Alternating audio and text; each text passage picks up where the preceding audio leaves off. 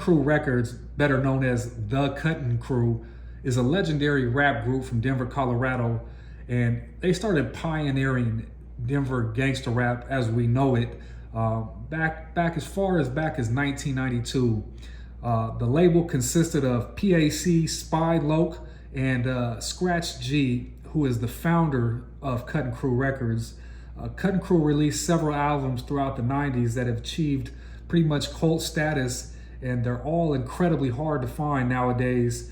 Not only did Kut N Krew just release albums of their own, of the Kut N Krew, but they also had a roster of artists that were signed to Kut N Krew, which was any and everybody from the city of Denver, you know, and for them to work with everybody from the east side, you know, all these different, you know, they didn't let none of the race or any of the politics or any of that shit get in between any of that shit. They were about making money and putting Denver on. And I feel like Kut N Krew Records is probably, you know, ultimately one of the biggest record labels to ever push out music, gangster rap period, out of Denver, in my humblest of opinions. Now, they don't put out any music, and I think the last album was put out in 1999 or 2000. Y'all can correct me, you know, if I'm wrong on that. But you know, Kut N Krew had all kind of artists on their record label, from Mr. Let Loose, DK All Day, Central Style Sound, and one of the, you know, biggest artists that they had signed to Kut N Krew would have been Pure Devotion. And Pure Devotion is a legendary Chicano rap group out of Denver, Colorado. And they're made up of Kid Garcia, AKA Kid G, and D-Boss, AKA Boss.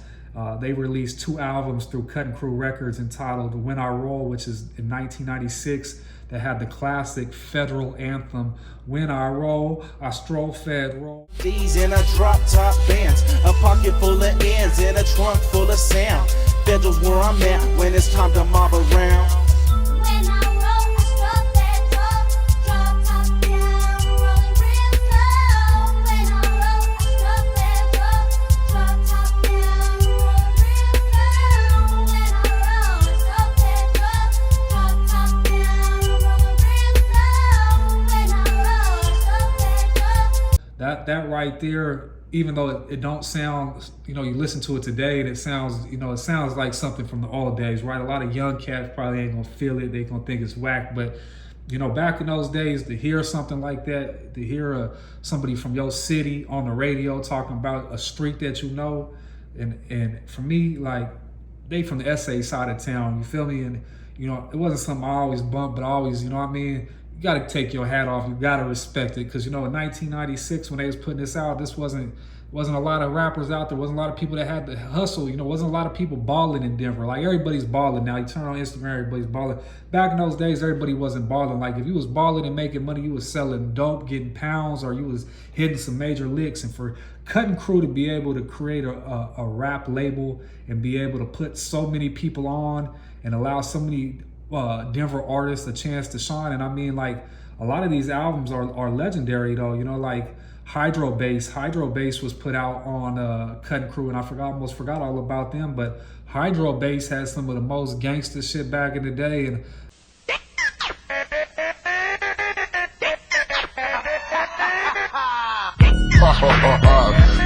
I'm back in this motherfucker for the 9-4, the 9-5, and on, word and walk and shit. Hydro Bass back from the dead, nigga know that great ass shit in the past, you know what I'm saying? So Hydro, big up, show these motherfuckers what's up with the real Mexican gangster shit, and blow up on that shit, homie. Yo, pass me the vibes and my bitch was getting hazy. Can't think straight, start acting violent and crazy. Turning this spell on the busters that try to rap. Suck on these motherfucking browners that ain't black or Mexican. Doing the dirt that you never thought. I mean, that's back when the bass, you really want, like I tell you all the time, you needed that bass, you know what I mean? And Central Style Sound was another group that was on there that came out in '96. They had some classics on that one right there.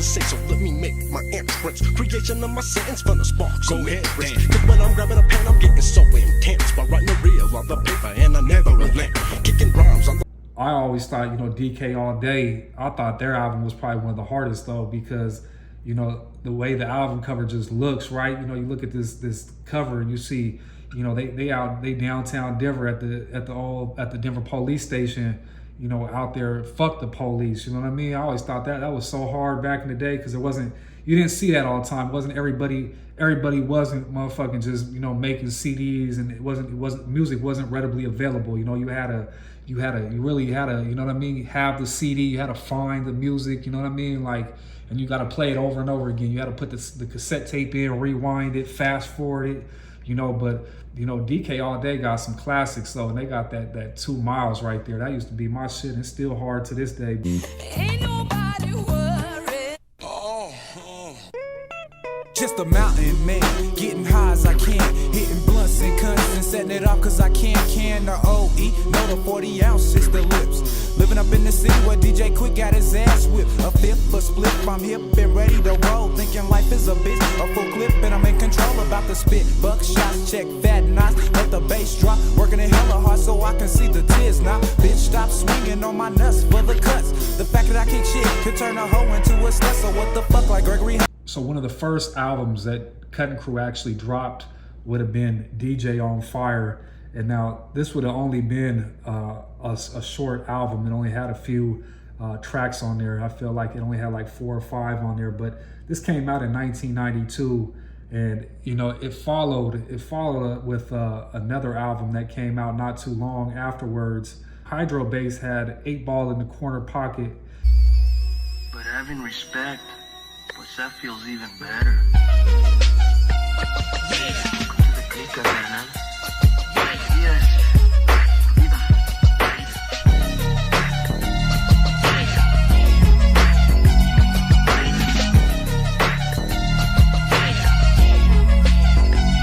And this was actually one of the harder albums that came out of Kut N Krew, in my opinion. And Hydro Bass is a rapper / producer from the east side of Denver. And Hydro Bass got his first break in 1994 when he signed with Kut N Krew Records and released the first tape, the single Natural Born Illers, on the legendary label of Kut N Krew.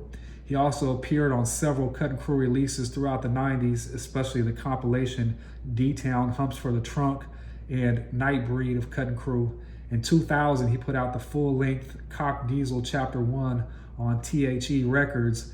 This is an ultra-rare and sought-after release. Hydro Bass also collaborated with Kingdom on his sophomore album. After that Hydro Bass release, Kut N Krew dropped the Bedroom Boom tape right here. And you can kind of see on the cover right here, looking at it, like, look how old and throwback this is, right? Like, you see these 3 cats in this homemade studio, right? And you can tell how old that is. You see how that old brown wood, anytime you ever see that old brown wood right there, right? This is motherfucking old as shit right here. And they got their little keyboard, their little speakers, and they probably got that hooked up to a tape player or a motherfucking DAT machine. And believe me, this is a lot of work just to put out this little album right here. And I feel like the Bedroom tape had quite a few songs on it though, right? I feel like it was like, what, 12 songs, 13 songs. But after that, Kut N Krew didn't even put out an album until 1997, and that would have been the album Numb. And then they followed that again in 1999 with the last CD called Nightbreed. And Nightbreed had 19 songs on it right there. And, probably was real bass friendly and all that good shit right there. But Kut N Krew is definitely one of the pioneers of Denver rap. They can never be disputed, whether motherfuckers like their music or don't like their music or any of that shit right there. Like, Kut N Krew put that shit down in a motherfucking major way. Another album that was released on Kut N Krew would have been Mike D Chill. And this actually had a DJ Quick diss on it too right here.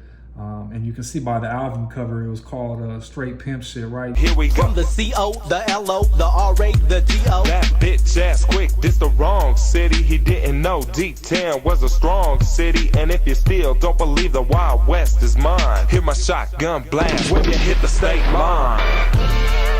When it comes my left flow. When it comes my... When it comes... Right, you can see you know, the Denver, Colorado Rockies hat. You see him sitting on the Impala with the D's on it and everything right there. But, you know, there was a lot of artists that came out of Kut N Krew. You know what I mean? They definitely did their motherfucking thing. And y'all let me know down in the comments, you know, did I miss any artists? Is anybody, you know, that was signed to Kut N Krew that was, you know, worth me speaking on? Because I know they had, you know, a huge roster, right? They had a gang of people on there, but, you know, all their shit wasn't like super hard, right? I mean, I know there's like other ones that I left out, you know, Beyond Comatose and Apostle and Illustrate, and, you know, there's some other ones out there, right, that was signed on there. But, you know, Kut N Krew was a huge label, right? It was a super, they were putting out a gang of motherfuckers. It's unfortunate that none of it really ever stuck other than Pure Devotion. But, you know, a lot is to be said that these are the forefathers when it comes to, you know, pioneering Colorado rap, Denver rap, however you want to name it. But y'all let me know down there in the comments, man, what y'all know about Kut N Krew, man. Y'all fuck with Kut N Krew? What y'all think?